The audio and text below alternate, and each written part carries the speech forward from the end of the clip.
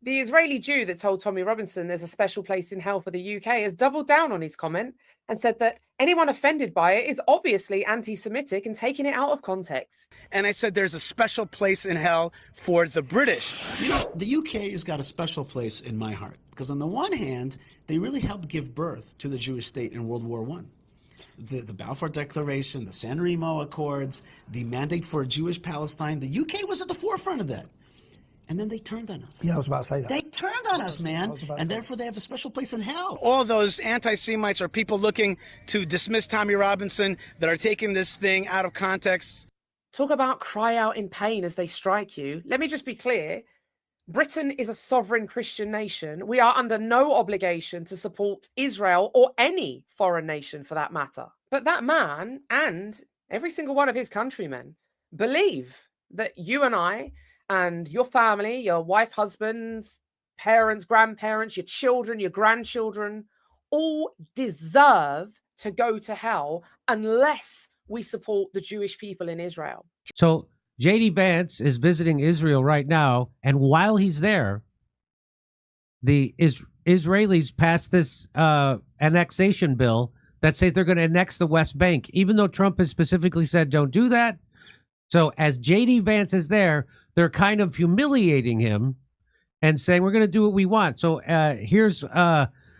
this is what J.D. Vance said when he was asked about the vote in the Knesset on annexing the West Bank. Let's listen to what he says. West Bank, sorry. Yeah, go ahead. We'll do. Yeah. The West Bank vote yesterday that took place while you were in the country. Oh yeah, that was weird. That was weird. That was weird. Oh boy, that was weird. Gosh darn it, I was talking with Usha, and she said that was weird too. That was weird.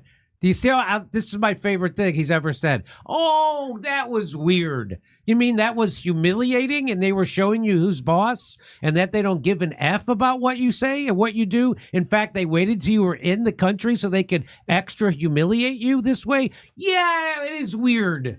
That is weird.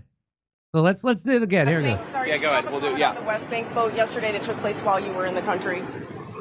Oh yeah, that was weird. That was weird. I was sort of confused by that. Now I actually asked somebody about it, and they told me that it was a symbolic vote, some symbolic vote to recognize symbolic. It was symbolic of their control of you. That's what it is. It was symbolic of how they can humiliate you with impunity, and you will never do anything. Now, it's attracted a great deal of controversy, hasn't it? Tommy's state visit to Israel. Very interesting. Yes, who's he representing? Is it Ireland? Because he is an Irish citizen with an Irish passport, and on that passport it says place of birth Ireland. We all thought he was born in Luton, but apparently it says Ireland. Is that something else he's rigged? Something else he's forged? Who knows? But anyway, he's an Irish citizen and he has an Irish passport. So he's not really representing Britain as such, is he? So when he sits before a Zionist who tells him that there's a special place in hell for Britain and the British because of 1948 and the recognition of the state of Palestine, well, quite frankly, there's a special place in hell for all Zionists, isn't there?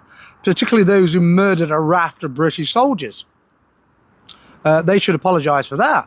And what did the little Irish rebel do? Sorry, Irish junkie? He sat there and took it like a bitch. That place in the Middle East that calls itself Israel is no different to any other country. And contrary to what Tommy might tell you, they have never been our ally. These people hanged 2 British sergeants from trees, and they planted a bomb to booby-trap the bodies so that when a British army captain tried to cut them down, it exploded in his face.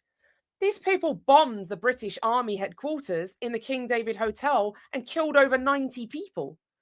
These people armed Argentina during the Falklands War, and 255 British servicemen were killed. And Zionist Jewish militant groups, in just 3 years, killed 785 British personnel. Not even the IRA killed that many of our men, and they fought us for 30 years. I'm not saying it's a competition, but if it were, Israel would win hands down. And as that Jewish man pointed out, it was the UK that created their nation in 1948. But he thinks we owe them an eternity of support, despite what they've done to us and to our allies.